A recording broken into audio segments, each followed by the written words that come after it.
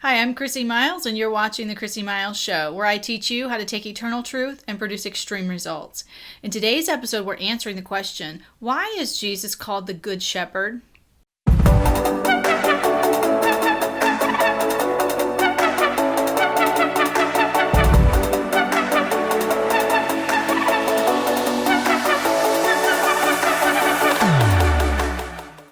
Hey, before we get started, subscribe to this channel and click the bell to get notified of more of my proven methods to get more out of life. Let's begin. Welcome back to the Chrissy Miles Show. Hey, in today's episode, I want to talk to you about why in the world is Jesus called the Good Shepherd? Well, obviously that was a phrase that would have been very well understood in the nation of Israel and of course during the times that Jesus had come. But there's some unique things about being a shepherd, and I don't know these things firsthand, but I know these things because I've read about them that I want to share with you, which is why Jesus referred to himself as the Good Shepherd. But first of all, let's look at a passage in Matthew chapter 9 where Jesus is interacting with people, and it says that he did something very specifically to show who he was as the Good Shepherd. But let's read it here in Matthew chapter 9, verse 35. It says that Jesus went through all the towns and the villages, teaching in their synagogues and proclaiming the good news of the kingdom and healing every disease and sickness. So one of the most beautiful aspects I think about who Jesus is that he had compassion on people to such a degree that he was willing to heal anybody who was sick. Now, I don't think we've ever really done an official, teaching on healing per se, but a lot of times people criticize healing, first of all, because they maybe come to the conclusion that it's not God's will for everyone to heal, or to be healed rather. And we see that Jesus's attitude while he was walking on this earth is that he went from town to town and he healed everyone who was sick. So if Jesus is the same person as God, he is the same yesterday, today, and forever, then that means if it was Jesus' will back 2,000 years ago to heal everyone who is sick, then it is his will today. And we're not going to get into the specifics of why that doesn't happen because, of course, that's everybody's first question. Well, why doesn't it happen? Well, it happens for a lot of reasons, but you cannot say, based upon this passage of scripture, that it happens because it's Jesus' will or that it's God's desire for some people to be sick, because it says that this is what Jesus did. He went around and healed everybody who had a disease, everybody who was sick. Now, here's where he talks about himself as a good shepherd. He says this in verse 36, when he saw the crowds, he had compassion on them because they were harassed and helpless like sheep without a shepherd. And then he said to his disciples, listen, the harvest is plentiful, but the workers are few. Pray that the Lord of the harvest would send workers out into his field. So one of the things that is interesting about Jesus talking to his disciples about sending workers out into the harvest is we can see his desire to shepherd people, his desire to bring people into a relationship with God that they can actually receive a benefit from being part of God's family, part of God's community. So the fact that Jesus noticed that the problem that people were facing is that they were harassed and helpless like sheep without a shepherd, it really harkens back to the 23rd Psalm. So I want to share with you, I don't have time to go into all of them, but I'm going to share with you 5 things that you can glean from the 23rd Psalm that was David writing as a shepherd, but prophesying about the good shepherd that would come, which would be Jesus.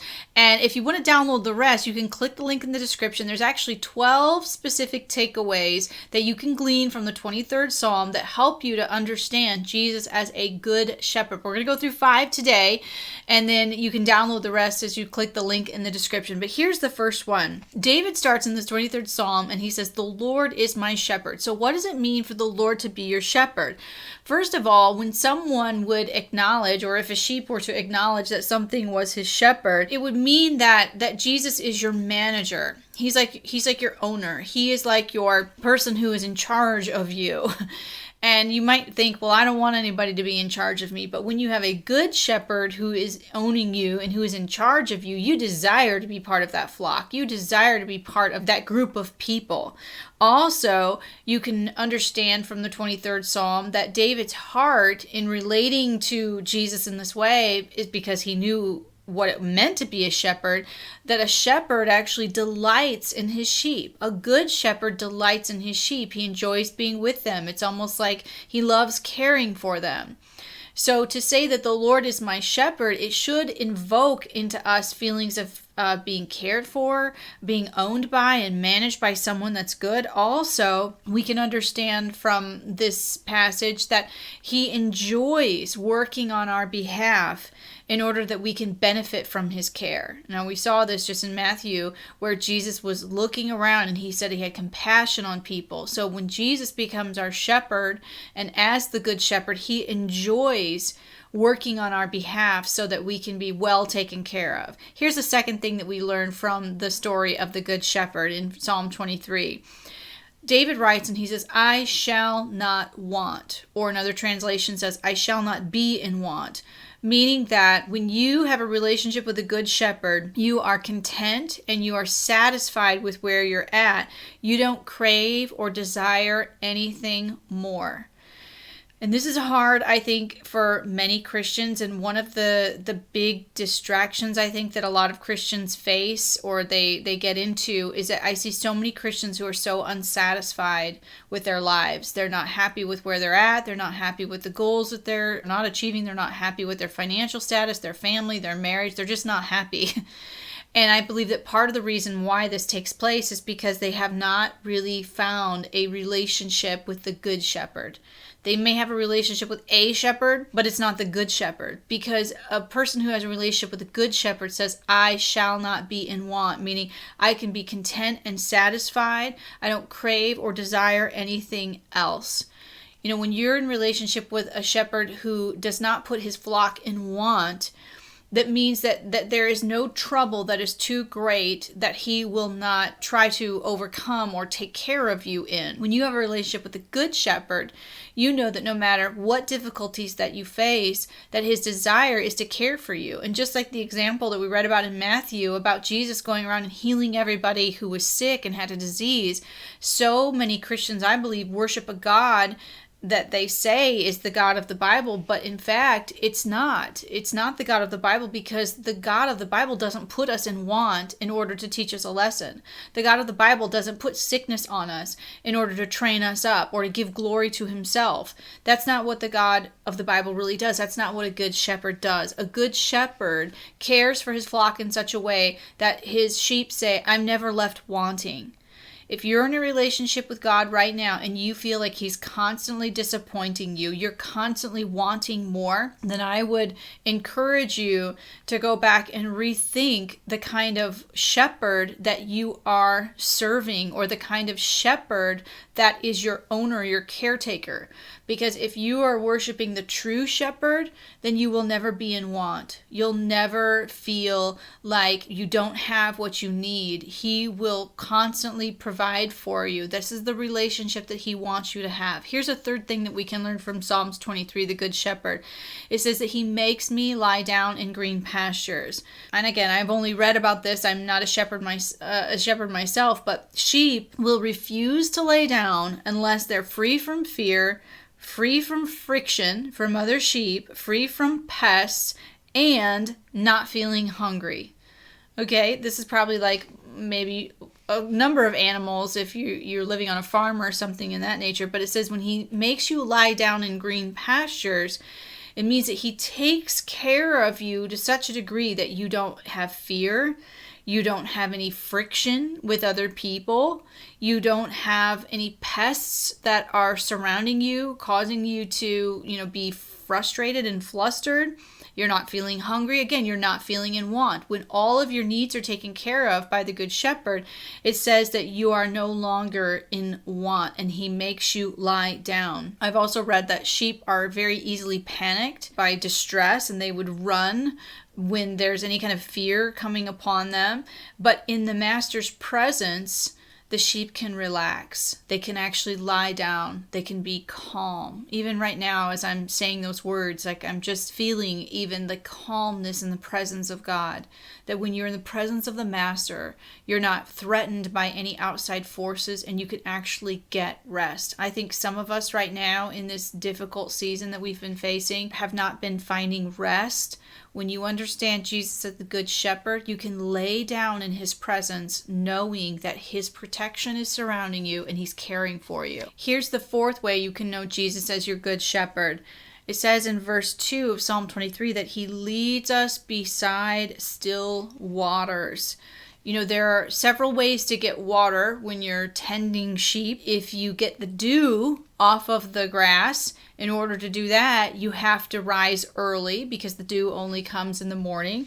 Another thing that you can do is you can get water from a well, but in order to get water from a well, you have to lead the sheep into, places, maybe dark caverns or maybe unknown territory in order to get water from a well, or you can get water from springs or streams. But when you get water from springs or streams, you have to kind of sort through some of the muddy pools that are along the banks, and there could be some danger there. But when he leads you beside still waters, there's no effort or energy in accumulating or acquiring the refreshing water that you need in order to survive. He leads you beside still waters, meaning that it's not difficult to get the things that you need. So often we relate to God as Christians as like this cosmic ATM machine. I need this God, I need this God, I need this God. We make our laundry list of things we need for them. But when we are working and under the care of the Good Shepherd, he brings us into places where there are still waters, where we can receive freely without fear of threats from anything else around us. The last way, the fifth way that we can understand Jesus as our good shepherd, it says in verse 3, he restores my soul. And also in Psalms, the writer says, why so downcast, O my soul? Why so disturbed within me? Put your hope in God. When he restores your soul, what that does is it brings you into a place of peace. When a sheep is cast, it says that they can get stuck in a soft spot by feeling like they are maybe, they've got it easy. There's nothing else going on. A sheep can also be cast when they have too much wool.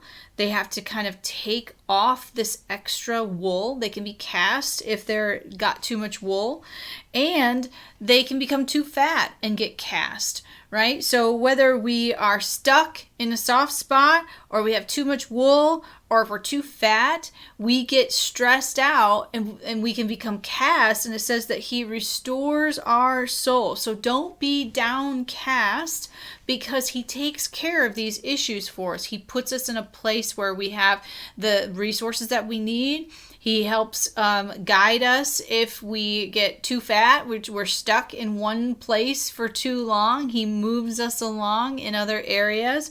And sometimes we have too much wool that's clinging on to us that we need to get, shaved off of us.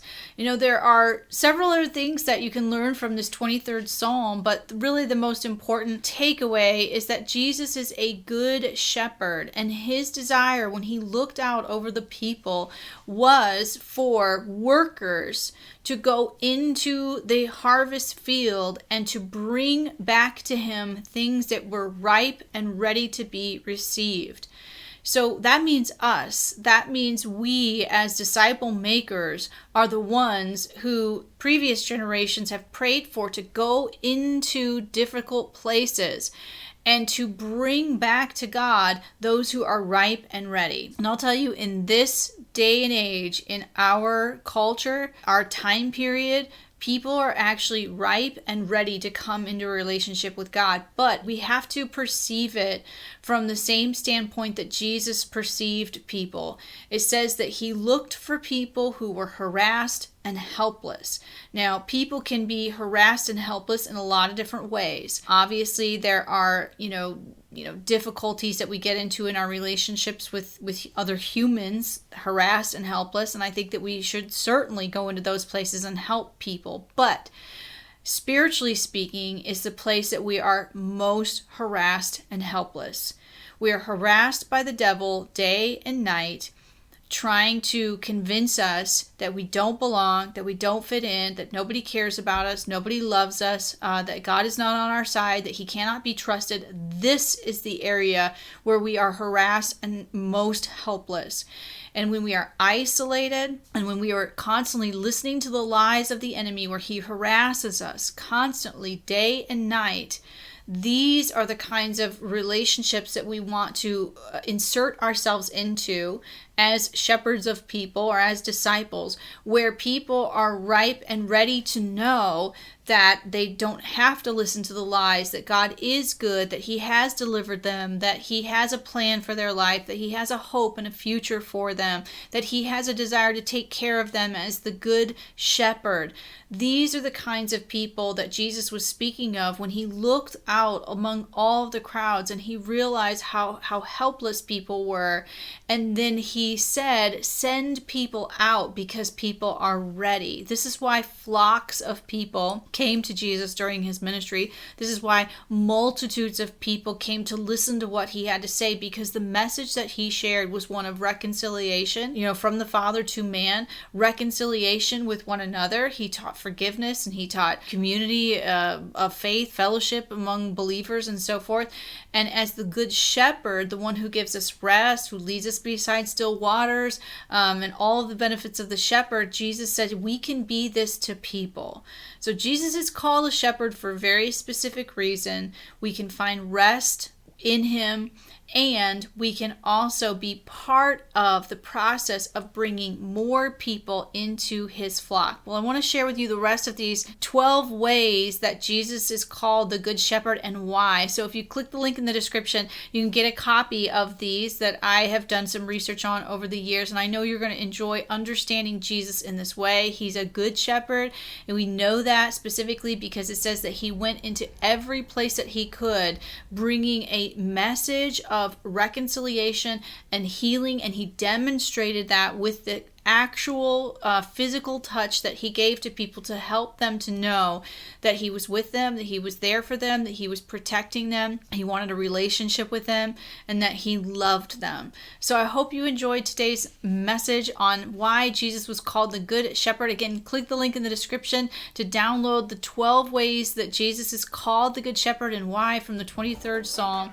And join me again each Tuesday where I teach you how to get more out of life.